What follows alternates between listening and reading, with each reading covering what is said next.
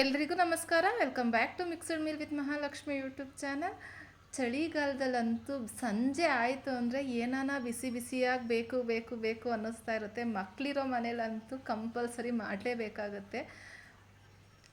ಅಂಥ ಟೈಮಲ್ಲಿ ಒಂದ್ಸಲಿ ಈವ್ನಿಂಗ್ ಸ್ನ್ಯಾಕ್ಸಿಗೋಸ್ಕರ ಈ ಥರ ಬಿಸಿ ಬಿಸಿ ಗೋಬಿ 65 ಮನೇಲೇ ಮಾಡ್ಕೊಳ್ಳಿ. ಟೇಸ್ಟ್ ಮಾತ್ರ ಅದ್ಭುತವಾಗಿರುತ್ತೆ.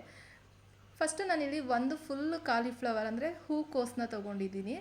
ಅದನ್ನು ಚೆನ್ನಾಗಿ ಕಟ್ ಮಾಡಿ ಅದನ್ನು ಒಂದು ಸ್ವಲ್ಪ 50% ಬಾಯ್ಲ್ ಆಗಬೇಕು. ಬಾಯ್ಲ್ ಆಗೋಕ್ಕೆ ನಾನು ನೀರು ಹಾಕಿ ಅದಕ್ಕೊಂದು ಸ್ವಲ್ಪ ಕಲ್ಲುಪ್ಪು ಅರಿಶಿನ ಹಾಕಿ ನಾವು ಕಟ್ ಮಾಡಿರೋಂತಹ ಕಾಲಿಫ್ಲವರ್ನ ಸೇರಿಸ್ತಾ ಇದ್ದೀನಿ. ಇದೊಂದು 50% ಬೇಯಬೇಕು.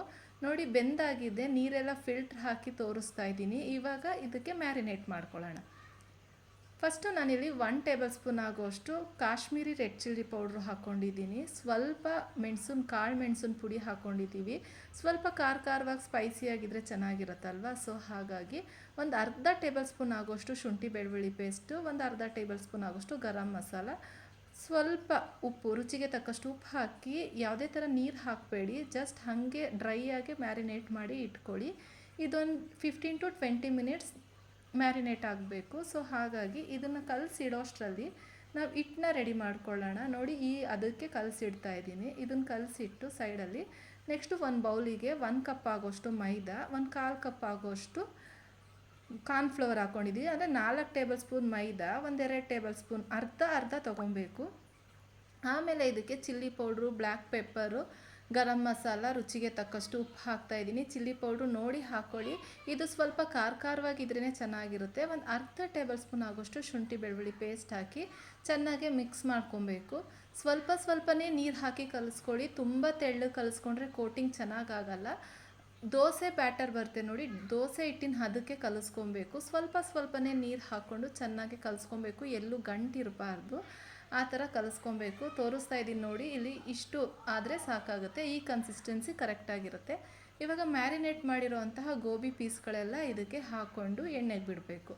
ನೀಟಾಗೆ ಕಲಿಸ್ಕೊಬೇಕು. ಎಲ್ಲ ಗೋಬಿಗಳಿಗೂ ಈ ಕೋಟಿಂಗ್ ನೀಟಾಗಿ ಕಚ್ಕೊಬೇಕು, ಇಲ್ಲ ಅಂದರೆ ಚೆನ್ನಾಗಿರಲ್ಲ, ಟೇಸ್ಟ್ ಚೆನ್ನಾಗಿರಲ್ಲ. ಮತ್ತು ತುಂಬ ಗಟ್ಟಿ ಕಲಿಸ್ಕೊಬೇಡಿ, ಬೋಂಡಾ ಬಜ್ಜಿ ಥರ ಆಗೋಗ್ಬಿಡುತ್ತೆ.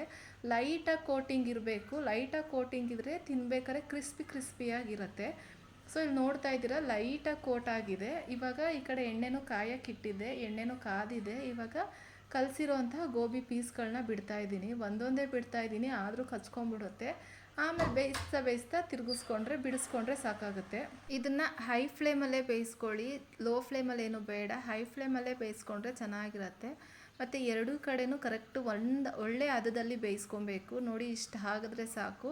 ನಿಮಗೆ ಬೇಕಾದ್ರೆ ಫುಡ್ ಕಲರ್ ಹಾಕ್ಕೊಳ್ಳಿ. ಕಾಶ್ಮೀರಿ ರೆಡ್ ಚಿಲ್ಲಿ ಪೌಡ್ರ್ ಹಾಕಿರೋದ್ರಿಂದ ಯಾವುದೇ ಥರ ಕಲರ್ ಅವಶ್ಯಕತೆ ಇಲ್ಲ, ನ್ಯಾಚುರಲಾಗೆ ರೆಡ್ ಕಲರ್ ಇದೆ.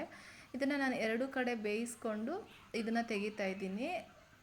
ನೋಡ್ತಾ ಇದ್ದೀರಲ್ಲ ಎಷ್ಟು ಕ್ರಿಸ್ಪಿಯಾಗಿದೆ ಅಂತ. ಬಬಲ್ಸ್ ಎಲ್ಲ ಕಡಿಮೆ ಆಗಬೇಕು. ಮತ್ತು ನಾವು ಇದರಲ್ಲಿ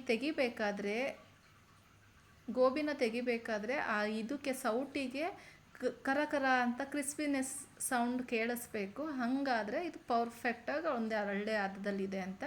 ಮತ್ತು ಇದೇ ಥರ ಎಲ್ಲ ಬಿಟ್ಟು ಸ್ವಲ್ಪ ಕರಿಬೇವಿನ ಸೊಪ್ಪು, ಹಸಿಮೆಣ್ಸಿನ್ಕಾಯಿನ ಹಾಕಿ ಚಿಟಪಟ ಅನಿಸಿ ಮೇಲ್ಗಡೆ ಗಾರ್ನಿಷಿಗೆ ಹಾಕ್ಕೊಂಡ್ರೆ ಸೂಪರಾಗಿರುತ್ತೆ. ಮತ್ತು ನೆನೆಸ್ಕೊಂಡು ಹಸಿಮೆಣ್ಸಿನ್ಕಾಯಿನೂ ತಿಂತಿದ್ರೆ ತುಂಬ ಚೆನ್ನಾಗಿರುತ್ತೆ. ಹಸಿಮೆಣ್ಸಿನ್ಕಾಯಿ ಮಧ್ಯ ಸೀಳಿ ಹಾಕ್ಕೊಬೇಕು, ಇಲ್ಲದ್ರೆ ಎಣ್ಣೆಗೆ ಹಾಕಿದ ತಕ್ಷಣ ಸಿಡಿಯೋ ಚಾನ್ಸಸ್ ಇರುತ್ತೆ. ನೋಡ್ತಾ ಇದ್ದೀರಲ್ಲ ಎಷ್ಟು ಕ್ರಿಸ್ಪಿಯಾಗೇ ಇದೆ ಅಂತ. ಐ ಹೋಪ್ ಈ ಸಿಂಪಲ್ ಆದ ಗೋಬಿ 65 ವಿಡಿಯೋ ಇಷ್ಟ ಆಗಿದೆ ಅಂದ್ಕೊತೀನಿ. ಇಷ್ಟ ಆಗಿರೋ ದಯವಿಟ್ಟು ಲೈಕ್ ಮಾಡಿ, ಶೇರ್ ಮಾಡಿ, ಕಮೆಂಟ್ ಮಾಡಿ.